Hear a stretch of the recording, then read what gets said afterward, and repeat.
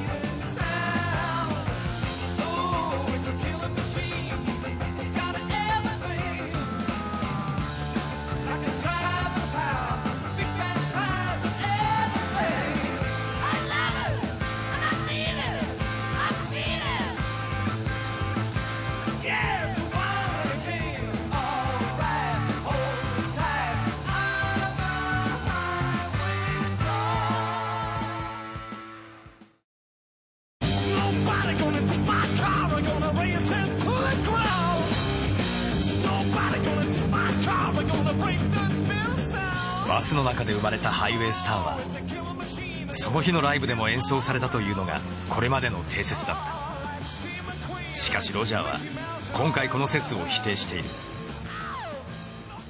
Initially, I used to think that we performed it that night. I saw an interview with John Lord where he said he doesn't think that's true. And I tend to think he's right now because the solos are much more worked out than we would have had time for on a bus, I think. And so I think we probably tried it in a sound check and played it in its very rough form at the sound check. I doubt if we actually played it that night because I don't think it was a finished song by then. But in those days, if Richie or John or Roger had an idea we would just try this and we would just put it in the middle of a song we had, or we would just start playing. And we'd see what happened to the people. If their heads started going and you saw the smiles, this is an idea we'll keep. And over the course of the year, I'd say half of Machine Head was conceptualised. It was basically created in our heads, even if it wasn't physically there to listen to. Once we'd worked on it a little while and it started to have a structure, it seemed like an obvious song to take the place of Speed King, which was our opening song from the In Rock album. ディープパープルのライブはその大音量でも知られている。ハイウェイスターはそんな彼らならではのナンバーだ。当時のローディーに聞いてみた。Highway Star is what they'd opened the show up with, and I just knew that if we got through that number without any fuses blowing, without any drum skins, because Pace, you can't half hit the drums. Blimey, now he's not all that big as a bloke, but he can hit them. He's a loud drummer. If we got through the first number unscathed, it was a bonus. It means that the equipment would probably hold out for the show. Everybody was giving it everything. All the meters would be into distortion, and perhaps beyond. You know, speakers would blow, you know, and so on and so forth. You know, we always had to carry spare speakers around with us. But Richie would go to the side of the speaker, try and blow his ears up. It wasn't loud enough. He'd ask you to turn it up a bit more. You know. But sometimes his amplification could be louder than the PA system. That's how tweaked it was. Tweaked up it was. マシンヘッドのレコーディングは71年の12月にスイスのモントルーで行われた。ライブ風のサウンドを求めてカジノのステージでセッションを行う予定が、そのカジノが直前に火事で焼失。レコーディング場所を失った彼らは閉鎖中のホテルでレコーディングを決行。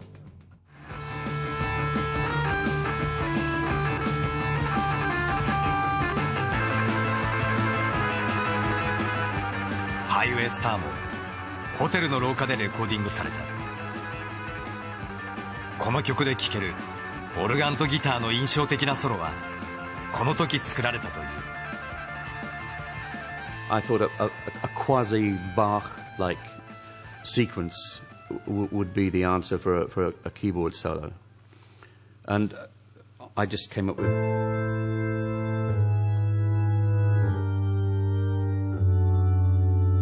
And played that to the lads as an idea, and they said, very nice, now what do you really mean, you know, so...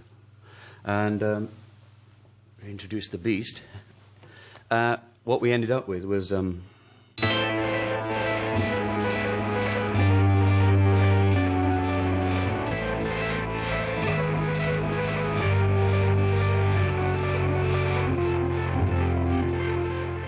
Most of my solos were very spontaneous, and I had a very bad habit of just sometimes having 8 to 16 bars of just a chord progression. I would have no idea what I was going to play, except for the solo in Highway Star.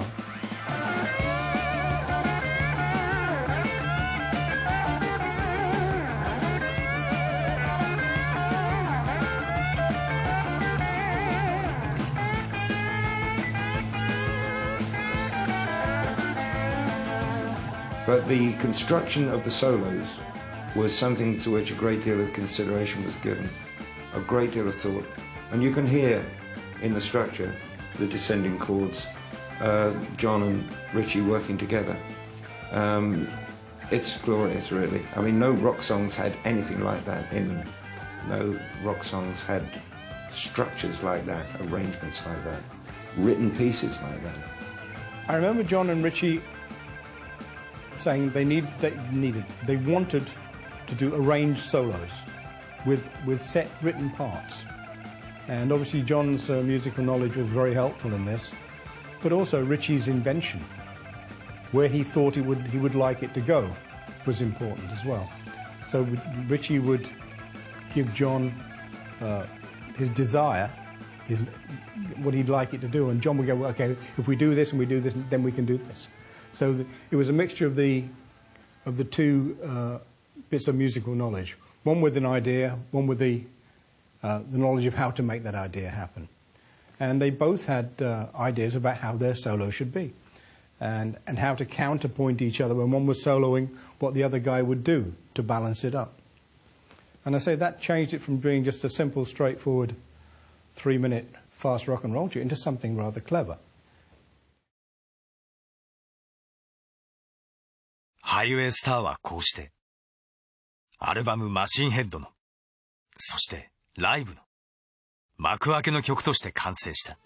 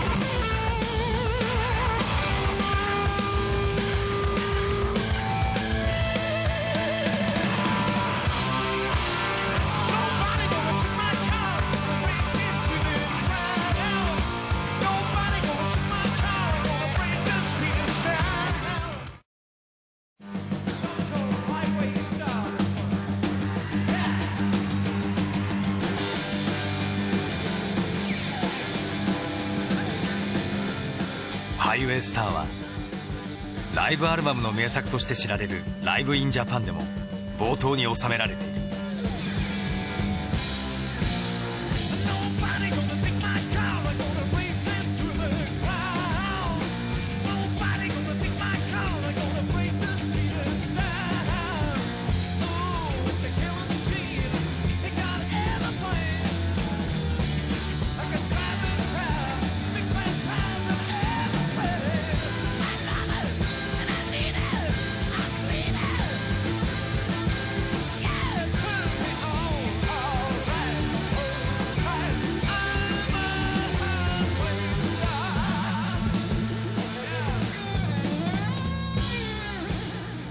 We were part of the creation of a new way of playing rock and roll. And I think because it was ours and it was connected to that generation, that we were experiencing firsthand and enjoying what they were experiencing secondhand and enjoying it. You know, we were both like this together with it. You know, and as I said before, there was no preconceived ideas about how this should be. It was that way because it had to be that way. バンドは76年に一度解散した後、84年に第2期のメンバーで再結成。しかし93年にギターのリッチー・ブラックモアが脱退。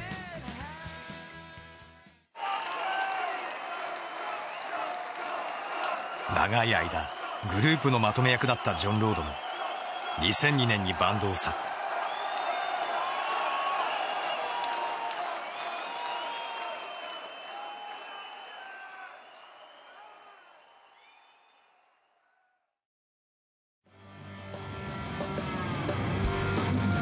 現在はスティーブ・モーズとドン・エイリーをメンバーに迎え活動を続けている。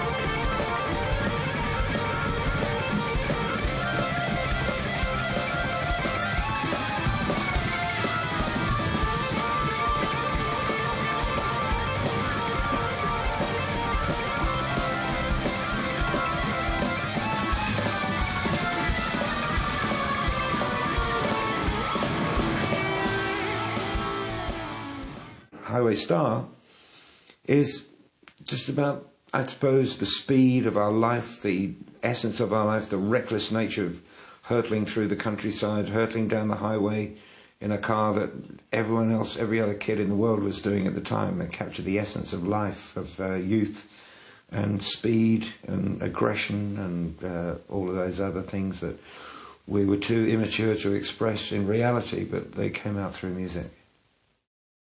Highway Star's got all of the fire, the musicianship, the attitude, the lyrics. It's all together in one great big form that it seems to say, this is what a rock song should sound like. So I'm pretty proud of it. メンバーたちの思いは加速し、ついにはロックにスピードが備わった。フルスロットルで駆け抜ける。ディープパープル、ハイウェイスター。